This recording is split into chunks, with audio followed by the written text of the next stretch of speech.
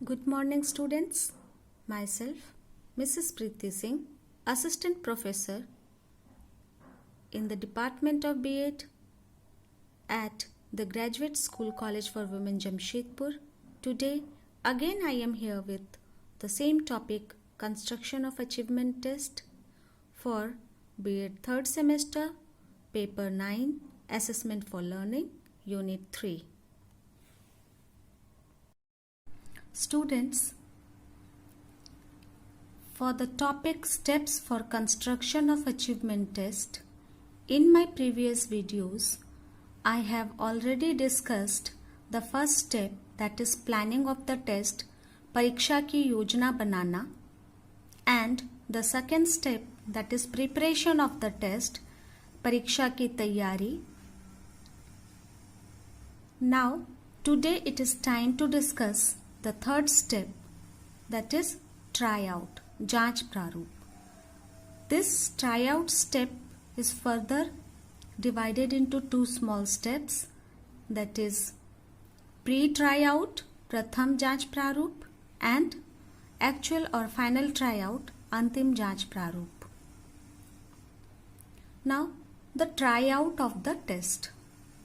The step tryout helps the test constructor to identify defective and ambiguous items, to determine the difficulty level of the test, and to determine the discriminating power of the items. परीक्षण निर्माता को दोषपूर्ण और अस्पष्ट पदों की पहचान करने में, परीक्षण के कठिनाई स्तर का निर्धारण करने में और पदों की विभेदकारिता शक्ति का निर्धारण करने में मदद करता है. This tryout step, जांच प्रारूप, is further divided into two small steps, that is pre-tryout यानी प्रथम जांच प्रारूप and the actual tryout, अंतिम जांच प्रारूप. Pre-tryout, प्रथम जांच प्रारूप. The pre-tryout involves two important functions. प्रथम जांच प्रारूप में दो महत्वपूर्ण कार्य शामिल हैं कि grammatical correctness of the test items, परीक्षण पदों के व्याकरण की शुद्धता, और एडमिनिस्ट्रेशन ऑफ द टेस्ट, परीक्षा का प्रशासन. एडमिनिस्ट्रेशन के साथ ही जोड़ा जाता है स्कोरिंग ऑफ द टेस्ट, यानी परीक्षण का स्कोरिंग. यानी परीक्षण का स्कोरिंग कंप्लीट होने के बाद ही जो एडमिनिस्ट्रेशन ऑफ द टेस्ट है वो कंप्लीट होता है. Grammatical correctness of the test items, परीक्षण पदों की व्याकरण की शुद्धता.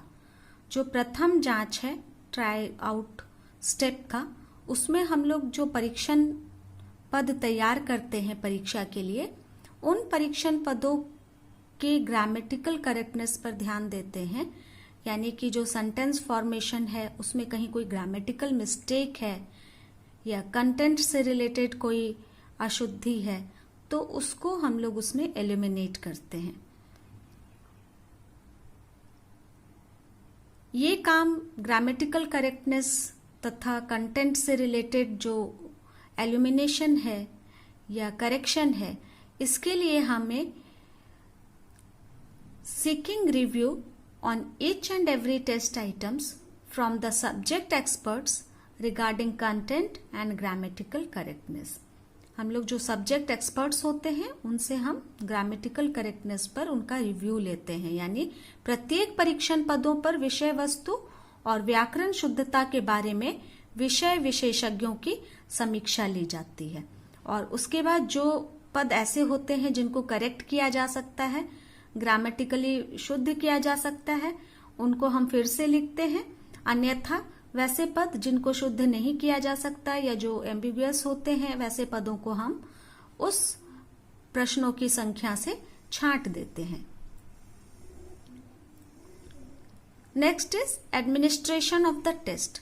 जब एक बार हमारे पास विशेषज्ञों की राय के बाद जो प्रश्न हमारे पास आ जाते हैं जो हमने फाइनल परीक्षा के लिए 2 या 3 प्रश्नों का चयन किया था, उसमें से कुछ प्रश्न जो हैं हमारे वो विशेषज्ञों के राय के बाद छंट जाते हैं, एल्यूमिनेट हो जाते हैं। उसके बाद बचे हुए प्रश्नों का हमें प्रशासन करना होता है। ये प्रशासन, administration of the test means administrating the prepared test on a sample of people, so the effectiveness of the final form test depends upon a fair administration. परीक्षण प्रशासन का मतलब है विद्यार्थियों के एक नमूने पर तैयार परीक्षण का प्रशासन, और अंतिम फॉर्म टेस्ट की प्रभावशालीता निष्पक्ष प्रशासन पर ही निर्भर करती है। यानी जो हमारे प्रश्न जो चुने हुए हैं एक्सपर्ट्स की राय के बाद, जो प्रश्न हमारे पास बचे रह गए हैं, उन प्रश्नों का हम सैंपल साइज के ऊपर एडमिनिस्ट्रेशन करते हैं और उसके बाद उन प्रश्नों के स्कोरिंग के आधार पर हम ये ज्ञात करते हैं कि किस प्रश्न को अंतिम प्रारूप यानी अंतिम फॉर्म टेस्ट में शामिल करना है और किन प्रश्नों को छांटने हैं। Students, this is all about my today's lecture. In my next lecture, I will continue with this topic, the administration of the test. Till then, have a good day.